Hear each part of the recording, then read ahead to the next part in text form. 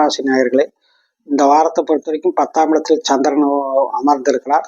10ஆம் இடத்தில் சந்திரன் இருந்து, அதுவும் பௌர்ணமி யோகத்தில் இருக்கக்கூடிய சந்திரன் 10ஆம் இடத்தில் இருக்கிறது ரொம்ப சிறப்பு. தொழிலில் நீங்கள் எதிர்பார்த்த அமோக ஆதாயம் நன்மையும் கிடைக்கக்கூடிய வாய்ப்புகள் உண்டு. சில பேருக்கு இடம் நிலம் வாகனம் வாங்கக்கூடிய யோகமும் இந்த வாரத்தில் கட்டாயம் அமையும்.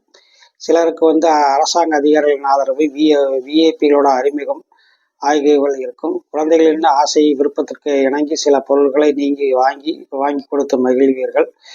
உங்களுடைய குடும்பத்தில் பொறுத்த வரைக்கும் சில நேரங்களில் சச்சரவுகள், வாக்குவாதங்கள் ஏற்படுறதுக்கான வாய்ப்புகள், சந்தர்ப்பங்களும் உண்டு. செலவு வரவு நல்லாவே இருக்கிற காரணத்தினால செலவு தாராளமாக செய்யாதீங்க. சற்று குறைத்து செலவு செய்வது நல்லது.